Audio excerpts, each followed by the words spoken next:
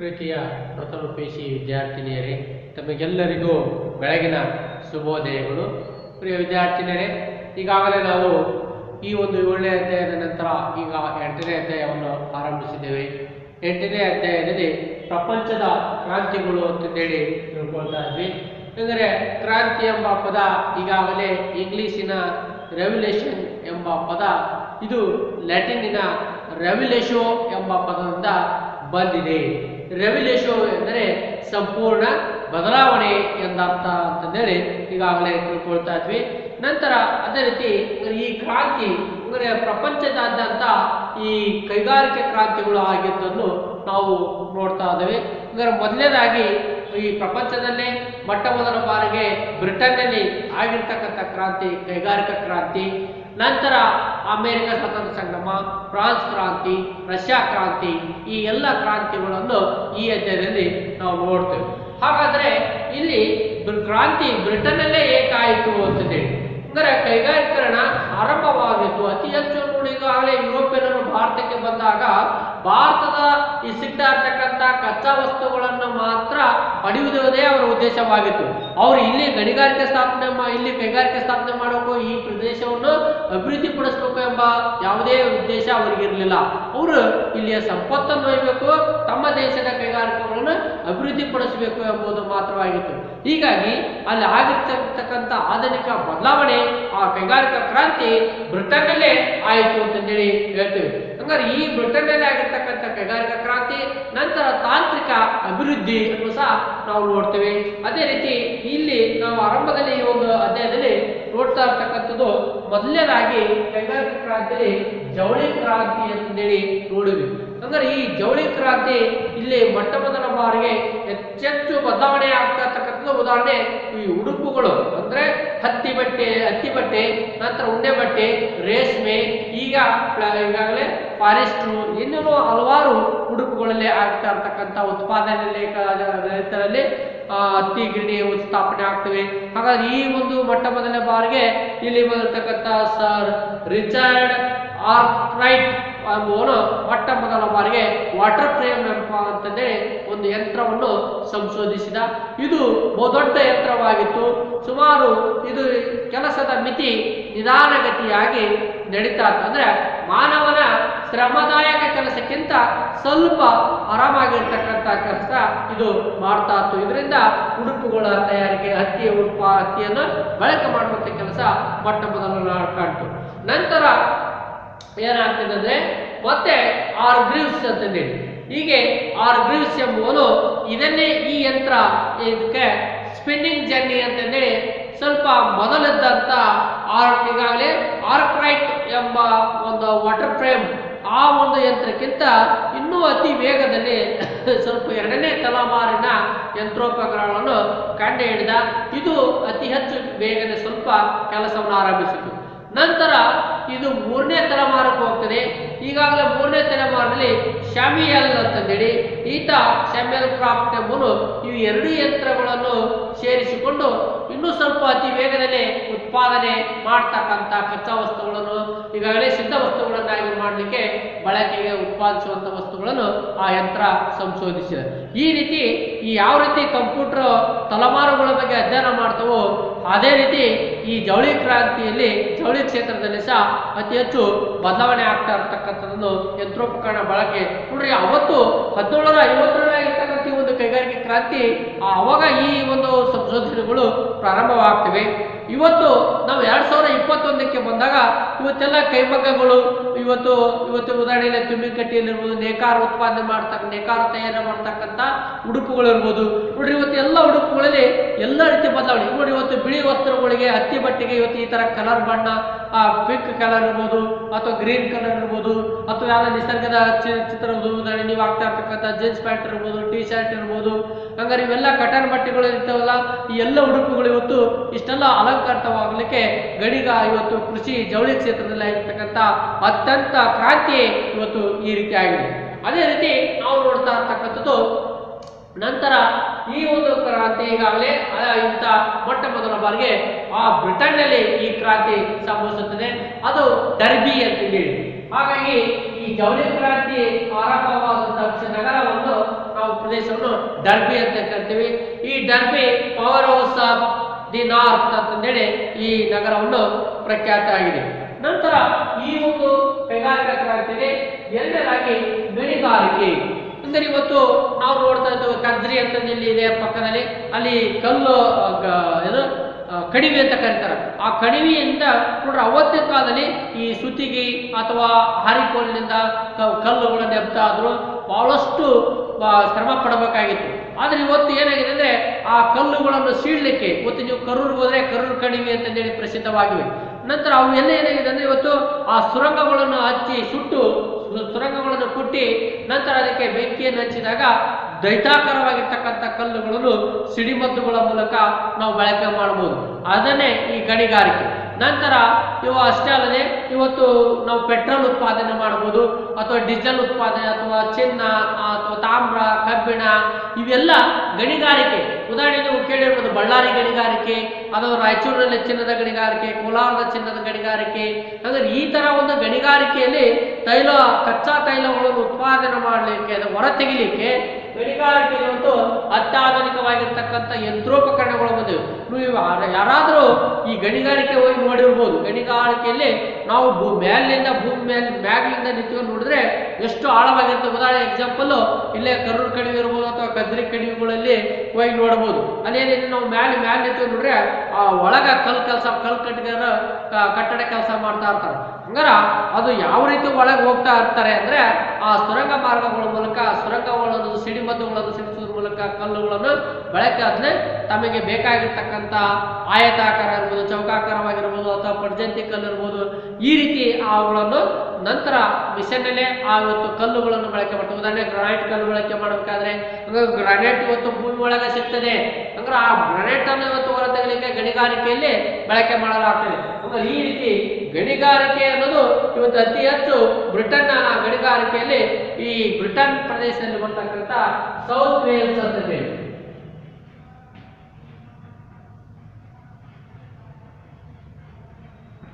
ಈ south Wales ಎಂಬ ಒಂದು ನಗರದಲ್ಲಿ ಮೊಟ್ಟ ಮೊದಲ ಬಾರಿಗೆ ಗಣಿಗಾರಿಕೆ ಈಗಾಗಲೇ ಆರಂಭವಾಗ್ತದೆ. ಇದರಲ್ಲಿ ಉಗಿ ಯಂತ್ರ ಅಂತಂದೇಳಿ ಇಲ್ಲಿ ಬಳಸಲಾಗ್ತದೆ. ಅಂದರೆ ಗಣಿಗಾರಿಕೆಯಲ್ಲಿ ಉಗಿ ಯಂತ್ರ ಅಂತಂದೇಳಿ ನಾವು ನೋಡ್ತೇವೆ. ಈ ಒಂದು ಉಗಿ ಯಂತ್ರದ ಬಳಕೆ ಆಗ್ತದೆ. ಹಂಗಾರ ಆ ಉಗಿ ಯಂತ್ರದ ಬಳಕೆ ನೋಡ್ರ ಆರಂಭದಲ್ಲಿ ಇವತ್ತು ನಾವು ಮನೆಯೊಳಗ ಸೀಮೆ ಎಣ್ಣೆ ಬಳಕೆ ಮಾಡಿ ದೀಪ ಬೆಳಗ್ತಾ ಇದ್ವಿ, ದೀಪ ಹಚ್ತಾ ಇದ್ವಿ. ಆ ನಂತರ ಹರಳೆಣ್ಣೆ, ನಂತರ ಒಳ್ಳೆಣ್ಣೆ ಇವುಗಳನ್ನು ಬಳಸ್ತಾ ಇದ್ವಿ. ಈಗೇನಾಗಿದೆ ಅಂದ್ರೆ ಸೌರ ವಿದ್ಯುತ್ತನ್ನು ಬಳಕೆ ಮಾಡಿ ಸೂರ್ಯನ ಕಿರಣಗಳಿಂದ ಒಂದು ಹೀರಿಕೊಳ್ಳುವಂಥದ್ದು ಕೊಂಡು ಕತ್ತಲ ದಿನದಲ್ಲಿ ಆ ಸೂರ್ಯನ ಈ ಸೌರದಿಂದ ದೀಪವನ್ನು ಬೆಳೆಸಬಹುದು. ಹಂಗಾರೆ ಇವೆಲ್ಲ ಇವತ್ತು ಆಗ್ತಾ ಇರ್ತಕ್ಕಂಥ ಬದಲಾವಣೆ ಗಣಿಗಳಿಂದ ಆಗ್ತದೆ. ಹಂಗಾರೆ ಉಗಿ ಯಂತ್ರದ ಪರಿಚಯವು ಸಹ ಗಣಿಗಳಿಂದ ನೀರೆತ್ತುವುದು. ಹಂಗಾರೆ ನೋಡಿ ಇವತ್ತು ಮಳೆಗಾಲ ಅತಿಯಾಗಿ ಮಳೆ ಬಂದಿರ್ತದೆ, ಅಲ್ಲಿ ಕಣಿವೆಗಳಲ್ಲಿ ನೀರು ತುಂಬಿರ್ತವೆ. ಇವತ್ತು ತಗ್ಗು ಪ್ರದೇಶದಿಂದ ಎತ್ತರದ ಪ್ರದೇಶಕ್ಕೆ ಇವತ್ತು ನಾವು ನೀರನ್ನು ಎತ್ತಬೇಕಾದ್ರೆ ಅಲ್ಲಿ ಇವತ್ತು ಫುಟ್ಬಾಲ್ ಆಗ್ತಾ ಇರ್ತಕ್ಕಂಥದ್ದು ಅಥವಾ ಈ ಹೊಳಿದಂಡೆಯಲ್ಲಿ ಹೋದ್ರೆ ನೋಡ್ಬೋದು ನೀವು ಹೊಳಿ ಪಂಪ್ ಸೆಟ್ ಅದಕ್ಕೆ ಹಾಕಿರ್ತಾರೆ ಅಂತ ಯಂತ್ರ ಮಿಷನ್ಗಳಿವೆ. ನಂತರ ಮೋಟರ್ ಅಂತಂದ್ರೆ ಕರಿತೀವಿ. ಉದಾಹರಣೆ ಬೋರ್ವೆಲ್ ಕೊಳೆಯ ಬಾಯಿ ಒಳಗೆ ಬೋರ್ವೆಲ್ ಹಾಕಿಸಿರ್ತೀವಿ. ಅದರಿಂದ ಸಹ ಇವತ್ತೇನಾಗ್ತದಪ್ಪ ಅಂದ್ರೆ ಆ ನೀರು ಹತ್ತಲಿಕ್ಕೆ ಮೋಟರ್ಗಳನ್ನು ಯಂತ್ರಗಳನ್ನು ಬಳಸ್ತದೆ. ಅಂದ್ರೆ ಇದೆಲ್ಲ ಆಗ್ತಾ ಇರ್ತಕ್ಕಂಥ ಬದಲಾವಣೆಯನ್ನು ನಾವು ಗಣಿಗಾರಿಕೆ ಕ್ಷೇತ್ರದಲ್ಲಿ ಕಾಣ್ತೇವೆ. ಸಾಕಷ್ಟು ಸಹಕಾರಿ ಆಯಿತು. ಇದರಿಂದ ಸುರಂಗವನ್ನು ಆಳವಾಗಿ ಕೊರೆಯಲು ಪ್ರಾರಂಭಿಸಿತು. ಉದಾಹರಣೆ ನೋಡಿ ಇವತ್ತು ನೀವು ಮಧುಮಾಸೂರು ಕೆರೆಗೆ ಹೋಗ್ಬೋದು.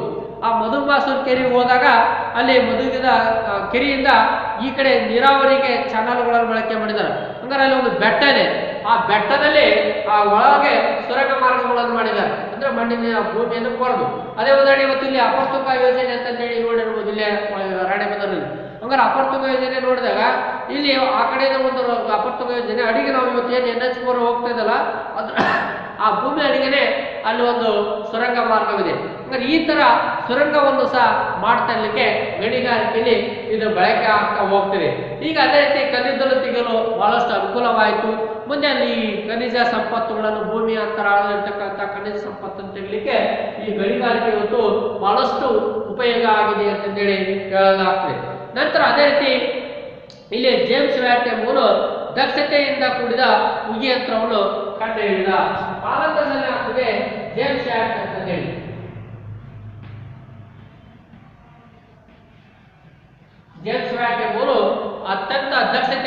ವಿಧದ ಉಗಿ ಯಂತ್ರವನ್ನು ಪತ್ತೆ ಹಚ್ಚಿದ. ಈಗಾಗಲೇ ಅದರ ಮೇಲೆ ಕಡಿಮೆಗೊಳಿಸಲಾಯಿತು. ಈಗ ಗಣಿಗಾರಿಕೆಯನ್ನು ಈಗಾಗಲೇ ಲಾಭದಾಯಕವನ್ನಾಗಿ ಮಾಡಲಾಯಿತು. ನಂತರ ನೋಡಿ ಇವತ್ತು ಎಲ್ಲಿ ಗಣಿಗ ಅಂದ್ರೆ ಇವತ್ತು ಗ್ರಾನೈಟ್, ಇವತ್ತು ಇಳಿಕಲ್ ಅಂತ ಹೇಳಿ ಕರಿತೇವೆ, ತಮಿಳುನಾಡಿನಲ್ಲಿ ಬರ್ತಕ್ಕಂಥ ಇಳಿಕಲ್. ಅಲ್ಲಿ ಅತಿ ಹೇರಳವಾದ ಗುಜರಾತ್, ಅಲ್ಲೆಲ್ಲ ಬಹಳಷ್ಟು ಬೆಲೆ ಬಾಳ್ತಾ ಇರ್ತಕ್ಕಂಥ ಗಣಿಗಾರಿಕೆ ಇವತ್ತು ಗ್ರಾನೈಟ್ ಕಲ್ಲು ಇರ್ಬೋದು, ಅಥವಾ ಬಹಳಷ್ಟು ಅಮೃತ ಕಲ್ಲು, ಶಿಲೆಯ ಕಲ್ಲು ಇರ್ಬೋದು ಅಂತ ಆ ಪ್ರದೇಶ ಏನಂತ ಇವತ್ತು ಲಾಭದಾಯಕವಾಗಿರ್ತಕ್ಕಂಥ ಒಂದು ಉದ್ಯಮವಾಗಿದೆ. ಹೀಗೆ ಗಣಿಗಾರಿಕೆ ಲೋಹದ ಶೋಧನೆ ಪ್ರಕ್ರಿಯೆ ಬೆಳವಣಿಗೆ ಒಂದಕ್ಕೊಂದು ಪುರಾವೆ ಆಗಿದೆ. ಅಂದರೆ ಈ ಗಣಿಗಾರಿಕೆಯಲ್ಲಿ ನಂತರ ಅವೇನಾಗ್ತದೆ, ಗಣಿಗಾರಿಕೆ ಆರಂಭವಾಯಿತು. ಗಣಿಗಾರಿಕೆ ಇವತ್ತು ಪ್ರಾರಂಭವಾದ ನಂತರ ಅದರ ಒಂದು ಪ್ರಕ್ರಿಯೆ ಮುಂದೆ ಲೋಹಗಳ ಪ್ರಾರಂಭವಾಗ್ತದೆ. ಹಾಗಾದ್ರೆ ಗಣಿಗಾರಿಕೆಯಲ್ಲಿ ಸಂಶೋಧನೆ ಮಾಡ್ತಾ ಹೋದಾಗ ಇವತ್ತು ನಮಗೆ ಒಂದು ಕಡೆ ಕಲ್ಲಿನ ಖನಿಜ ಸಿಗ್ತದೆ, ಇನ್ನೊಂದು ಕಡೆ ಪೆಟ್ರೋಲ್ ಖನಿಜ ಸಿಗ್ತದೆ, ತೈಲ ಶೋಧನೆ ಆಗ್ತದೆ, ಮತ್ತೊಂದು ಕಡೆ ಈಗಾಗಲೇ ಚಿನ್ನದ ಶೋಧನೆ ಆಗ್ತದೆ, ಒಂದು ಕಡೆ ಅಬ್ರಕ, ಒಂದು ಕಡೆ ಕಬ್ಬಿಣ. ಅಂದ್ರೆ ಈ ತರ ಆ ಲೋಹಗಳು ಇವತ್ತು ನಮಗೆ ಪ್ರಕ್ರಿಯೆಗೆ ಶೋಧನೆಗೆ ಆರಂಭವಾಗ್ತದೆ. ಹಂಗಾರೆ ಲೋಹ ಕೈಗಾರಿಕೆಯಲ್ಲಿ ಪ್ರಮುಖ ಉದಾಹರಣೆ ಎಂದರೆ ಈಗಾಗಲೇ ಸಸ್ಯಜನ್ಯ ಕಲ್ಲಿದ್ದಲ ಸ್ಥಾನದಲ್ಲಿ ಸಾವಯವ ಇಂಧನ ಬಳಕೆ. ನೋಡಿ ಇವತ್ತು ನಾವು ಕೃಷಿ ಒಳಗ ಬಳಕೆ ಮಾಡ್ತಾ ಇರ್ತಕ್ಕಂಥ ರಾಸಾಯನಿಕ ಗೊಬ್ಬರಗಳ ಬಳಕೆ ಬದಲಾಗಿ ಇವತ್ತು ಸಾವಯವ ಕೃಷಿ ಬಳಕೆಯನ್ನು ಬಳಕೆ ಮಾಡ್ತಾ ಇದ್ದೇವೆ. ಅಂದ್ರೆ ನಮ್ಮಲ್ಲೇ ಇರ್ತಕ್ಕಂಥ ಕಚ್ಚಾ ವಸ್ತುಗಳನ್ನು ಅದನ್ನ ಮತ್ತೆ ಪುನರ್ ಬಳಕೆ ಮಾಡ್ತಾ ಇರ್ತಕ್ಕಂಥದ್ದು. ಹೀಗಾಗಿ ಇಂಥ ಒಂದು ಗಣಿಗಾರಿಕೆ ಬದಲಾವಣೆ ಕಬ್ಬಿಣದ, ಉಕ್ಕು ಮುಂತಾದ ಲೋಹಗಳ ಉತ್ಪಾದನೆಗೆ ಬಹಳಷ್ಟು ದಾರಿ ಮಾಡಿಕೊಟ್ಟಿತ್ತು. ಹಂಗಾರೆ ಆರಂಭದಲ್ಲೇ ಸಿಕ್ಕಿರ್ತಕ್ಕಂಥ ಕಚ್ಚಾ ವಸ್ತು ಮುಂದೆ ಅದು ಲೋಹಗಳಾಗಿ ಇವತ್ತು ಉತ್ಪಾದನೆ ಮಾಡಲಿಕ್ಕೆ ಬಹಳಷ್ಟು ಉಪಯುಕ್ತವಾಗ್ತದೆ. ಈಗ ಸಾಮಾನ್ಯ 1678ರಲ್ಲಿ ಸರ್ ಕ್ಲೈಮೆಟ್ ಕ್ಲಾರ್ಕ್ ಎಂಬುವರು ಈ ಒಂದು ಸಂಶೋಧನೆ ಪರಿಣಾಮ ಆಗ್ತಾ ಹೋಗ್ತದೆ. ಹೀಗೆ ಪರಿಣಾಮ ಆಗ್ತಾ ಹೋದಾಗ ಅಲ್ಲಿ ಬರ್ತಾ ಇರ್ತಕ್ಕಂಥ ಈಗಾಗಲೇ ಬಗೆಯ ರಚನೆಯ ಅನೇಕ ಕೂಡ ಸುಧಾರಣೆಗಳು ಈಗಾಗಲೇ ಕಂಡು ಬರ್ತದೆ. ಹಾಗಾದ್ರೆ ಲೋಹಗಳಲ್ಲಿ ಇವತ್ತು ತಾಮ್ರ ಲೋಹ ನೋಡ್ತೇವೆ, ಚಿನ್ನ ನೋಡ್ತೇವೆ, ನಂತರ ಬೆಳ್ಳಿ, ಅದೇ ರೀತಿ ಕಬ್ಬಿಣ, ಅಬ್ರಕ, ಉಕ್ಕು, ಇನ್ನೂ ಅನೇಕ ಈ ಎಲ್ಲ ಗಣಿಗಾರಿಕೆಯ ಲೋಹಗಳು ಇವತ್ತು ನೋಡೋಣ. ಒಂದು ಸಿಲ್ವರ್ ಪಾತ್ರೆ ನೋಡ್ರಿ, ನಮ್ಮ ಆರಂಭದ ಜೀವನವನ್ನು ನೋಡಿದಾಗ, ಪೂರ್ವದ ಪ್ರಾಚೀನ ಜೀವನವನ್ನು ನೋಡಿದಾಗ ನಾವು ದಿನನಿತ್ಯ ಬಳಕೆ ಮಾಡ್ತಾ ಇರ್ತಕ್ಕಂಥ ಗೃಹೋಪಕರಣ ವಸ್ತುಗಳು ಮಣ್ಣಿನ ಮಡಿಕೆಗಳಿಂದ ಬಳಕೆ ಮಾಡ್ತಾ ಇದ್ವಿ. ಅಂದ್ರೆ ಆಹಾರ ಉತ್ಪಾದನೆಯನ್ನು ಸಹ ಅವನ್ನ ಬಳಕೆ ಮಾಡ್ತಾ ಇದ್ವಿ ನಾವು. ನಂತರ ನೀರು ಸಂಗ್ರಹಿಸಲಿಕ್ಕೆ ಅವನ್ನ ಬಳಕೆ ಮಾಡ್ತಿದ್ವಿ. ಆದ್ರೆ ಇವತ್ತೇನಾಗಿದೆಪ್ಪ ಅಂದ್ರೆ ಆ ಮಣ್ಣಿನ ಮಡಿಕೆಗಳು ಇವತ್ತು ಎಲ್ಲಿ ಸಹ ನಾವು ಬಳಕೆ ಮಾಡ್ತಾ ಇಲ್ಲ. ಇವತ್ತೆಲ್ಲ ಲೋಹಗಳ ಬಳಕೆ ಮಾಡ್ತೇವೆ. ಇವತ್ತು ತಾಮ್ರದ ಕೊಡ, ತಾಮ್ರದ ಅಂಡೆವು, ಅಥವಾ ಈ ಸಿಲ್ವರ್ ಪಾತ್ರೆಗಳು ಅಥವಾ ಸ್ಟೀಲ್ ಪಾತ್ರೆಗಳು. ಹಂಗಾರೆ ಇವೆಲ್ಲ ಏನಾಗಿದೆ ಅಂದ್ರೆ ಲೋಹಗಳಿಂದ ಬದಲಾವಣೆ ಹಂತವಾಗಿ ನಾವು ವಿಕಸಿತ ಆಗ್ತಾ ಹೋಗ್ತಾ ಇದ್ದೇವೆ. ನಂತರ ಗಾಜು, ನಂತರ ಅದು ಸಹ ಒಂದು ಲೋಹ, ಗಾಜಿನಿಂದ ಬಳಕೆ ಆಗ್ತಿದ್ದೇವೆ. ಹಂಗಾರೆ ಕಪ್ಪು ಬಸಿ ಅಥವಾ ಕಪ್ಪು ಟೀ ಕುಡಿಯೋ ಕಪ್ಪು ಇರ್ಬೋದು, ಅಥವಾ ಅದೇ ರೀತಿ ಎಲ್ಲ ರೀತಿಯ ಒಂದು ಅಲಂಕಾರಿಕ ವಸ್ತುಗಳನ್ನು ನಾವಿಲ್ಲಿ ನೋಡ್ತೀವಿ. ಹಂಗಾರೆ ಈ ಎಲ್ಲ ಲೋಹದ ಶೋಧನೆ ಆದ ನಂತರ ಮಾನವನ ವಿಕಾಸನೂ ಸಹ ಬದಲಾಗ್ತಾ ಹೋಗ್ತಿದೆ. ಹಂತವಾಗಿ ಆಧುನಿಕ ಜೀವನಕ್ಕೆ ಬದಲಾಗ್ತಾ ಹೋದಂತೆ ಆ ಲೋಹಗಳ ಶೋಧನೆಯೂ ಸಹ ಬದಲಾವಣೆ ಆಗ್ತಾ ಹೋಗ್ತದೆ ಅಂತಂದೇಳಿ ನಾವು ತಿಳ್ಕೊಳ್ತೇವೆ. ಆದರೆ ನಂತರ ಉಗಿ ಶಕ್ತಿ ಅಂದ್ರೆ ಜೇಮ್ಸ್ ವ್ಯಾಟ್ ಕಂಡುಹಿಡಿದಿರ್ತಕ್ಕಂಥ ಉಗಿ ಶಕ್ತಿ ಏನಿದೆಯಲ್ಲ, ಇದು ಸಹ ಇವತ್ತು ಆರಂಭದಲ್ಲಿ ನಾವು ನೋಡಿದಾಗ ಈ ರೈಲುಗಳ ಬಳಕೆ ಅಂದ್ರೆ ಉಗಿ ಬಂಡಿ ಅಂತ ಹೇಳ್ತಾ ಇರ್ತೀವಿ ನಮ್ಮ ಕನ್ನಡದಲ್ಲಿ.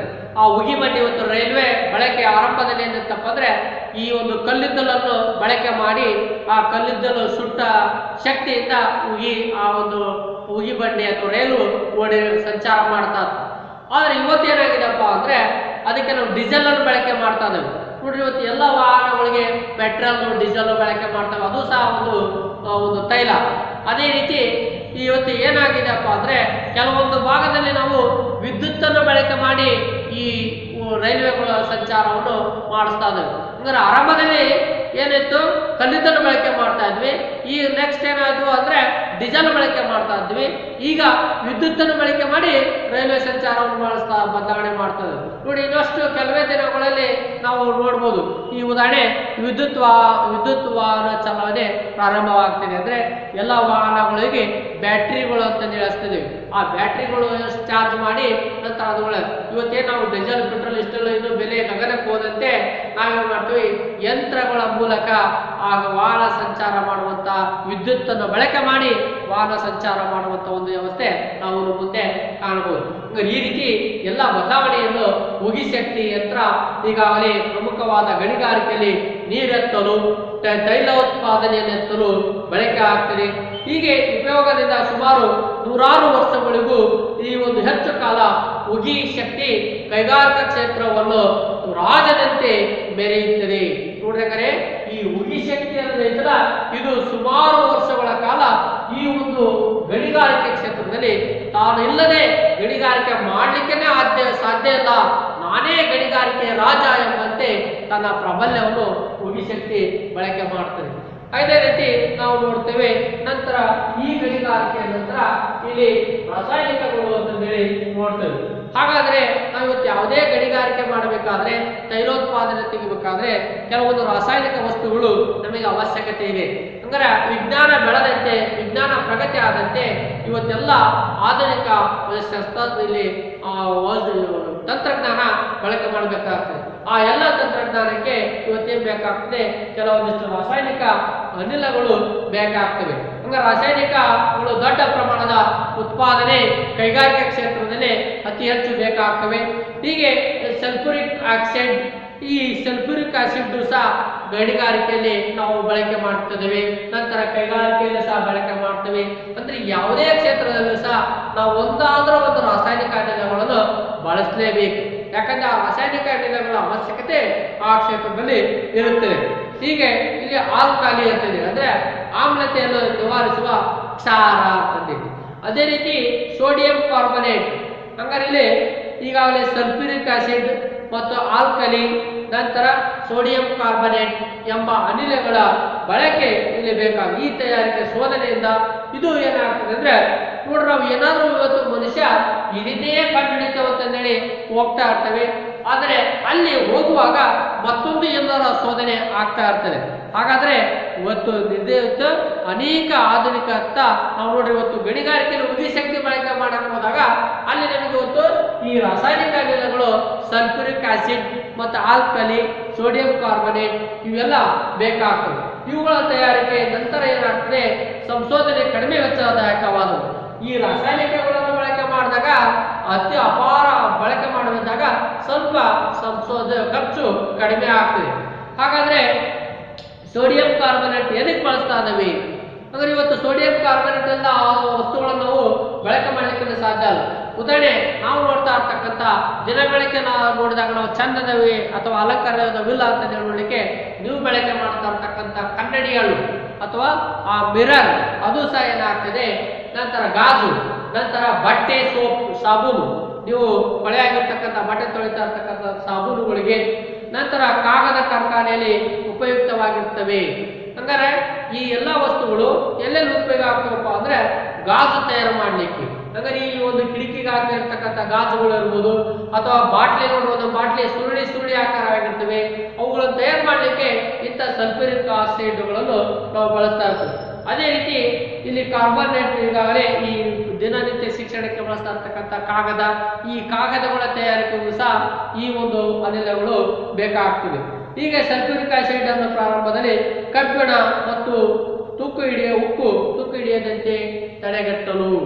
ಹಂಗಾರೆ ಈ ಏನಾಗ್ತದಪ್ಪ ಅಂದ್ರೆ ಇಲ್ಲಿ ಬಳಸ್ತಾ ಇರ್ತಕ್ಕಂಥ ಸಲ್ಫ್ಯೂರಿಕ್ ಆಸಿಡ್ ಅಂತಂದೇಳಿ, ಈ ಸಲ್ಫ್ಯೂರಿಕ್ ಆಸಿಡ್ ಇವತ್ತು ನೀವು ಆಗ್ತಾ ಇರ್ತಕ್ಕಂಥ RCC ಬಿಲ್ಡಿಂಗ್ ಇರ್ಬೋದು, ಅಥವಾ ಯಾವುದೇ ಫ್ಯಾಕ್ಟರಿಗಳು ಇರ್ಬೋದು, ಅಥವಾ ಯಾವುದೇ ಗಣಿಗಾರಿಕೆಯಿಂದ ತೆಗೆದಿರ್ತಕ್ಕಂಥ ಕಬ್ಬಿಣ ಉಕ್ಕು ಇರ್ಬೋದು, ಅವು ತುಕ್ಕು ಹಿಡಿಯದಂತೆ ತಡೆಗಟ್ಟಲಿಕ್ಕೆ ಸಲ್ಫ್ಯೂರಿಕ್ ಆಸಿಡ್ ಅನ್ನು ಬಳಕೆ ಮಾಡಲಾಗ್ತದೆ.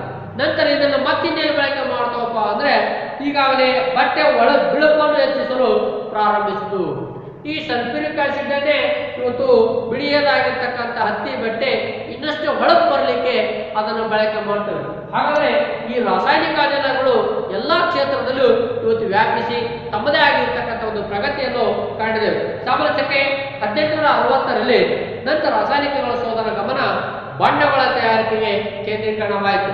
ಹಾಗಾದ್ರೆ ಈ ಜವಳಿ ಕ್ಷೇತ್ರಕ್ಕೂ ಸಹ ವ್ಯಾಪಿಸುತ್ತಿದ್ದು, ಅಲ್ಲಿ ನಾವು ತಯಾರಿಸಿರ್ತಕ್ಕಂಥ ಉಡುಪುಗಳಿಗೆ ಬಣ್ಣಗಳ ಉತ್ಪಾದನೆಗೆ. ನಂತರ ಇವತ್ತು ಮನೆಗಳಿಗೆ ನಾವು ಪೇಂಟ್ಗಳನ್ನು ಮಾಡಿಸ್ತೇವೆ, ಬಣ್ಣ ಹಚ್ಚಿಸ್ತೇವೆ. ಹಂಗಾರೆ ಆ ಬಣ್ಣಗಳ ಉತ್ಪಾದನೆ ಮಾಡಲಿಕ್ಕೂ ಸಹ ಈ ರಾಸಾಯನಿಕ ಅನಿಲಗಳು ಬೇಕಾಗ್ತವೆ. ಈ ರೀತಿ ಒಂದಲ್ಲ ಒಂದು ಕ್ಷೇತ್ರದಲ್ಲಿ ಈ ಒಂದು ರಾಸಾಯನಿಕಗಳು ಸಹ ಬಳಕೆ ಆಗ್ತಾ ಹೋಗ್ತದೆ. ಹೀಗೆ ಕೇಂದ್ರೀಕರಿಸಲಾಗ್ತದೆ. ಹಾಗೂ ಜರ್ಮನಿಯಲ್ಲಿ ಬಲಿಷ್ಠ ರಾಸಾಯನಿಕ ಉದ್ಯಮಗಳು ಸ್ಥಾಪಿಸುವುದು ವಿಶ್ವದ ಮುಂಚೂಣಿಯಲ್ಲಿದೆ. ಈ ಅನಿಲಗಳ ಉತ್ಪಾದನೆ, ರಾಸಾಯನಿಕಗಳ ಉತ್ಪಾದನೆ ಏನಿದೆಪ್ಪ ಅಂದ್ರೆ ಇಲ್ಲಿ ಮೊಟ್ಟ ಮೊದಲ ಬಾರಿಗೆ ಜರ್ಮನಿ, ಇವತ್ತು ಸಹ ಜರ್ಮನಿಯಲ್ಲಿ ಅತಿ ಹೆಚ್ಚು ಉತ್ಪಾದನೆ ಆಗ್ತಾ ಇರ್ತಕ್ಕಂಥದ್ದನ್ನು ನಾವು ನೋಡ್ತದೆ. ಈ ರೀತಿ ಒಂದು ರಾಸಾಯನಿಕಗಳ ಅನಿಲ ಅಂದ್ರೆ ಇವೆಲ್ಲ ನೋಡಿ ಇವತ್ತು ಚೈನ್ ಸಿಸ್ಟಮ್ ಅಂತ ಹೇಳಿ ಅಂದ್ರೆ ಒಂದೊಂದು ಇವತ್ತು ಅವಲಂಬಿತ. ಜವಳಿ ಕ್ಷೇತ್ರಕ್ಕೂ ಬೇಕು, ಗಣಿಗಾರಿಕೆಗೆ ಬೇಕು, ಲೋಹ ಶೋಧನ ಪ್ರಕ್ರಿಯೆಗೆ ಬೇಕು, ಉಳಿ ಶಕ್ತಿಗೆ ಬೇಕು, ನಂತರ ರಾಸಾಯನಿಕಗಳು ಬೇಕು. ಯಾವುದು ಸಹ ಒಂದೊಂದು ಬಿಟ್ಟು ಒಂದು ಬಳಕೆ ಮಾಡಕ್ ಬರೋದಿಲ್ಲ.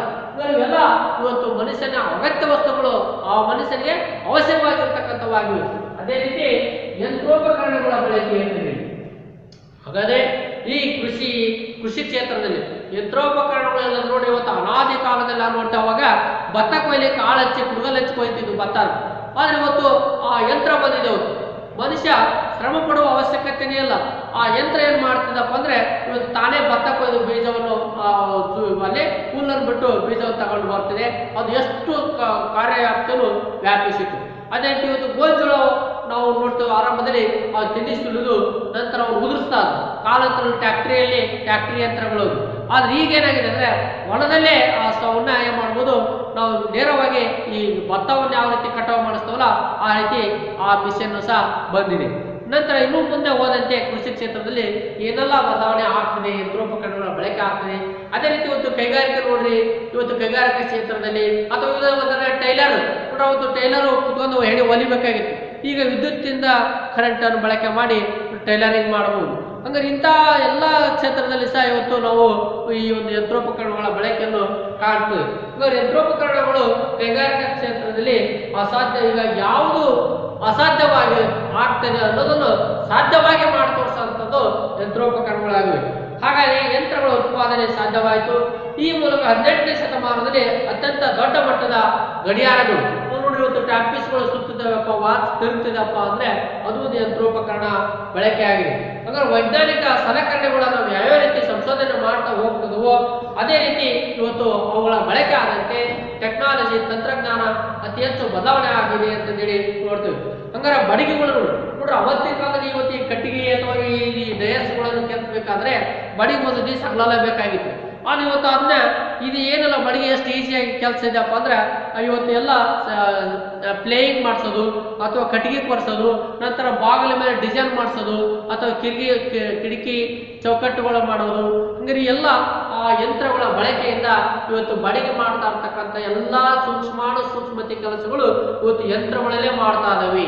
ಹಂಗಾರೆ ಅಷ್ಟು ನಾವು ಯಂತ್ರೋಪಕರಣಗಳ ಬಳಕೆ ನಾವು ನೋಡ್ತೇವೆ. ಅದೇ ರೀತಿ ಶ್ರಮದಲ್ಲೇ ಅಡಗಿದೆ. ಹೀಗೆ ಬಡಿಗೆ ಈಗ ಚೌಕಟ್ಟುಗಳು ಇರ್ಬೋದು, ನಂತರ ಚರಕ ಕೆಲಸದವು, ಲೋಹದ ಭಾಗಗಳು, ಹೀಗೆ ಅನೇಕ ಕ್ಷೇತ್ರದಲ್ಲಿ ಈ ಲೋಹಗಳ ಬಳಕೆಯಲ್ಲಿ ಯಂತ್ರೋಪಕರಣಗಳ ಬಳಕೆ ಆಗ್ತಾ ಇದೆ ಅಂತ ಹೇಳಿ ನಾವು ನೋಡ್ತೇವೆ. ಅಂದ್ರೆ ಈ ಯಂತ್ರಗಳ ಬಳಕೆ ಆದಂತೆ ಕೃಷಿಯಲ್ಲಿ ಸಹ ಅನೇಕ ಪ್ರಗತಿ ನೋಡ್ತೇವೆ. ಅದೇ ರೀತಿ ಅನಿಲ ಮತ್ತು ಬೆಳಕು ಹೋಗ್ತದೆ. ಹಾಗಾದ್ರೆ ಕೈಗಾರಿಕಾ ಕ್ರಾಂತಿ ಉತ್ತರಾರ್ಧದಲ್ಲಿ ಮತ್ತೊಂದು ಪ್ರಗತಿ ಆಗ್ತದೆ. ಆ ಕೈಗಾರಿಕೆ ಎಂದರೆ ಅನಿಲ ಬೆಳಕು ಅಂತಂದೇಳಿ ಅಂದ್ರೆ ಈ ಮೊಟ್ಟ ಮೊದಲ ರಾತ್ರಿ ವೇಳೆಯಲ್ಲಿ ಚಿಮ್ಮೆ ಬೂಡಿ ಅಂದ್ರೆ ಚಿಮ್ನೆ ದೀಪ ಹಚ್ತವೆ. ನಂತರ ಏನಾಗ್ತಂದ್ರೆ ಈಗಾಗಲೇ ಸೌರ ಕಿರಣಗಳನ್ನು ಬಳಕೆ ಮಾಡಿ ಯಂತ್ರ ಇವತ್ತು ದೀಪ ಮಾಡ್ತೀವಿ. ನಂತರ ಇವತ್ತು ವಿದ್ಯುತ್ ಬಳಕೆ ಮಾಡ್ತಾ ಇದ್ದೀವಿ.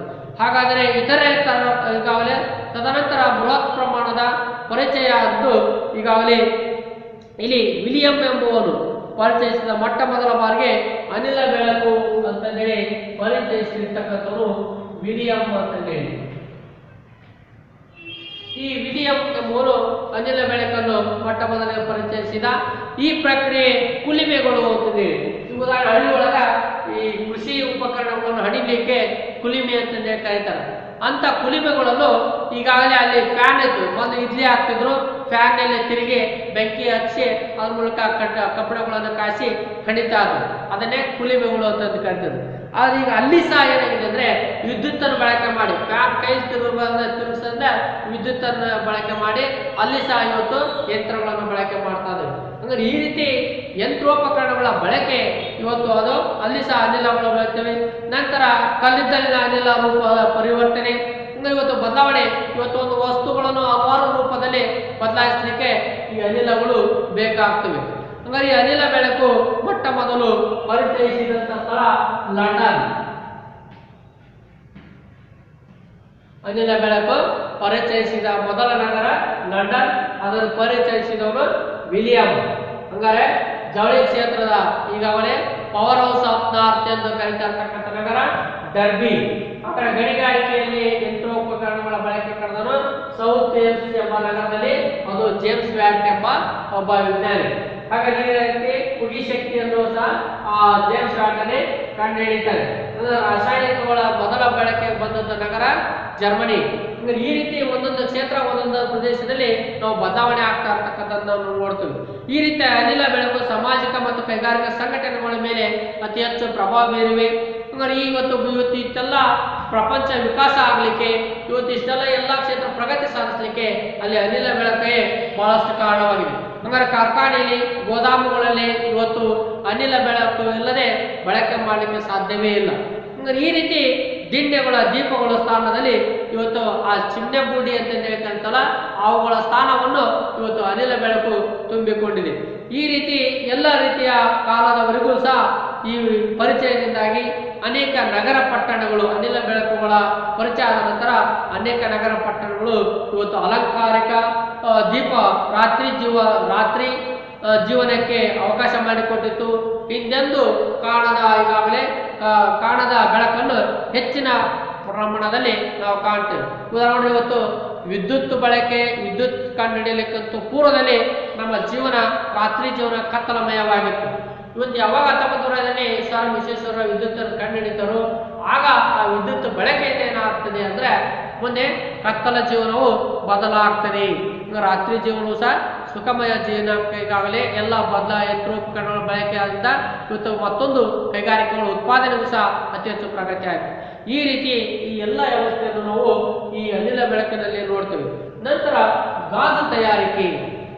ಈ ಗಾಜು ಏನಾಗ್ತಿದೆಪ್ಪ ಅಂದ್ರೆ 19ನೇ ಶತಮಾನದಲ್ಲಿ ಉರುಳೆ ಅಥವಾ ಕೊಳವೆ ಆಕಾರದ ಹೊಸ ವಿಧಾನದ ವಿನ್ಯಾಸದಲ್ಲಿ ನಾವು ಗಾಜುಗಳನ್ನು ಚೌಕಾಕಾರವಾಗಿರ್ಬೋದು ಅಥವಾ ಸುರುಳಿ ಆಕಾರವಾಗಿರ್ಬೋದು ಅಥವಾ ಗೀರಿ ಲೈನಲ್ಲಿ ಇರ್ಬೋದು ಅಥವಾ ಪ್ಲೇನ್ ಆಗಿರ್ಬೋದು, ಈ ರೀತಿ ವಿನ್ಯಾಸದಲ್ಲಿ ಬದಲಾವಣೆ ಆಗಿರ್ತಕ್ಕಂಥದ್ದು ಗಾಜುಗಳ ತಯಾರಿಕೆ. ನಂತರ ಉತ್ಪಾದಕರು ಇದು ಸಹ ಏನಾಗ್ತದೆಯಪ್ಪ ಅಂದ್ರೆ ಈಗಾಗಲೇ ಚಾನ್ಸ್ ಸಹೋದರರು ಅಂತೇಳಿ ಈ ಗಾಜುಗಳನ್ನು ಬಳಕೆ ಮಾಡ್ತಾ ಅತ್ಯುತ್ತಮ ಮೊಟ್ಟ ಮೊದಲಿಗೆ ಚಾನ್ಸ್ ಸಹೋದರರು ಅಂತೇಳಿ ಇಬ್ಬರು ಅವಳಿ ಸಹೋದರರು ಇದನ್ನ ಮೊಟ್ಟ ಮೊದಲ ಬಾರಿಗೆ ಬಳಕೆ ಕಂಡುಹಿಡಿತಿದ್ದಾರೆ. ಅಂದ್ರೆ ಈ ರೀತಿ ಉತ್ಪಾದನೆ ಫಲಕಗಳ ಮೇಲೆ ಕಿಟಕಿ, ಗಡಿಯಾರದ ಗಾಜು, ನಂತರ ಅನೇಕ ಉತ್ಪಾದನೆಗಳ ಮೇಲೆ ಇವುಗಳ ಬಳಕೆ ಆಗ್ತದೆ. ವಿಶಾಲವಾದ ಗಾಜು, ನಂತರ ಈ ಗಾಜುಗಳ ತಯಾರಿಕೆಯಲ್ಲಿ ಕಟ್ಟಡಗಳ ಒಳಾಂಗಣ ಮತ್ತು ಹೊರಾಂಗಣಗಳ ಬಳಕೆಯಾಗುತ್ತವೆ. ಈ ರೀತಿ ಅನೇಕ ಯೋಜನೆಗಳು ಸಾಧ್ಯವಾಯಿತು. ನೂತನ ನಾವೀನ್ಯತೆ ಈಗಾಗಲೇ ತಗಡಿನಾಕಾರದ ವಿನ್ಯಾಸದಲ್ಲಿ ಈ ಗಾಜುಗಳ ಬಳಕೆ. ಅಂದರೆ ಈ ಗಾಜುಗಳು ಇವತ್ತು ವಾಹನಗಳ ಕಿಟಕಿಗಳಿಗೆ, ಮನೆಗಳ ಕಿಟಕಿಗಳಿಗೆ, ಕೆಲವೊಬ್ರು ಇವತ್ತು ಅತಿಯಾಗಿರ್ತಕ್ಕಂಥ ಶ್ರೀಮಂತರು ಗಾಜಿನ ಮನೆಯನ್ನು ಕಟ್ತಿದ್ದಾರೆ. ಅಂದ್ರೆ ಆ ಗಾಜಿನ ಮನೆ ಕಟ್ಟಲಿಕ್ಕೆ ಸಹ ಏನಾಗ್ತದೆ ಅಂದ್ರೆ ಇವತ್ತು ಆ ನಂತರ ಕಪ್ಪು ಬಸಿ ಇರ್ಬೋದು ಅಥವಾ ಟೀ ಕಪ್ ಇರ್ಬೋದು. ಅಂದ್ರೆ ಇವೆಲ್ಲ ನಂತರ ನಾವು ಕೆಲವೊಂದು ವಸ್ತುಗಳನ್ನು ಇದು ಆಯರ್ ಮಾಡ್ತಿದ್ದವಲ್ಲ, ಆ ಅಲಂಕಾರಿಕ ವಸ್ತುಗಳು ಮನೆಯಲ್ಲಿ ಅವುಗಳನ್ನು ಸಹ ಗಾಜಿನಿಂದ ಹಸಿರು ಬಣ್ಣ, ಕೆಂಪು ಬಣ್ಣದಲ್ಲಿ ಇರ್ತಕ್ಕಂಥದ್ದು ಅವುಗಳನ್ನು ಕಲರ್ ಆಗಿ ಮಾಡಬಹುದು. ಅಂದ್ರೆ ಆ ಬಾಟಲಿಗಳು, ಸೀಸ ಅಂತಂದೇಳಿ ಕರಿತೀವಿ, ಇವುಗಳೆಲ್ಲ ಈ ಒಂದು ಉತ್ಪಾದನೆ ಆಗ್ತಾ ಇರ್ತಕ್ಕಂಥದ್ದು ಗಣಿಗಾರಿಕೆಯಲ್ಲಿ ಬಹಳಷ್ಟು ಬದಲಾವಣೆಯನ್ನು ಮಾಡ್ತೀವಿ. ವಿದ್ಯಾರ್ಥಿಗಳೇ, ಈ ಒಂದು ಪ್ರಪಂಚದ ಕ್ರಾಂತಿಗಳಲ್ಲಿ ಮೊದಲನೇ ಕ್ರಾಂತಿ ಕೈಗಾರಿಕಾ ಕ್ರಾಂತಿ 1750ರಲ್ಲಿ ಸಂಭವಿಸುತ್ತದೆ. ಇದರಲ್ಲಿ ಈ ಕೈಗಾರಿಕಾ ಕ್ರಾಂತಿಯಲ್ಲಿ ಜವಳಿ ಕ್ರಾಂತಿ, ಗಣಿಗಾರಿಕೆ, ಲೋಹ ಶೋಧನ ಪ್ರಕ್ರಿಯೆ, ಉಗಿ ಶಕ್ತಿ, ರಾಸಾಯನಿಕ ಉಪಕರಣಗಳು, ನಂತರ ಯಂತ್ರೋಪಕರಣಗಳು, ಅನಿಲ ಮತ್ತು ಬೆಳಕು, ನಂತರ ಈ ಒಂದು ಗಾಜು ತಯಾರಿಕೆ. ಅಂದರೆ ಜವಳಿ ಕ್ಷೇತ್ರ ಅಲ್ಲಿ power house of the north ಅಂದ್ರೆ ಡರ್ಬಿ. ಹೀಗೆ ಈ ರೀತಿ ಎಲ್ಲ ಪ್ರಗತಿಯನ್ನು ಈ ಒಂದು ತರಗತಿಯಲ್ಲಿ ನಾವು ಆಗ್ತಾ ಇರ್ತಕ್ಕಂಥ ಕೈಗಾರಿಕಾ ಕ್ರಾಂತಿಯಲ್ಲಿ ಆಗ್ತಾ ಇರ್ತಕ್ಕಂಥ ಬದಲಾವಣೆಯನ್ನು ನಾವು ನೋಡ್ತಾ ಇದ್ದೇವೆ. ವಿದ್ಯಾರ್ಥಿಗಳೇ, ನಂತರ ತರಗತಿಯಲ್ಲಿ ಉಳಿದ ಇದರ ಪರಿಣಾಮಗಳ ಬಗ್ಗೆ ತಿಳಿದುಕೊಳ್ಳೋಣ.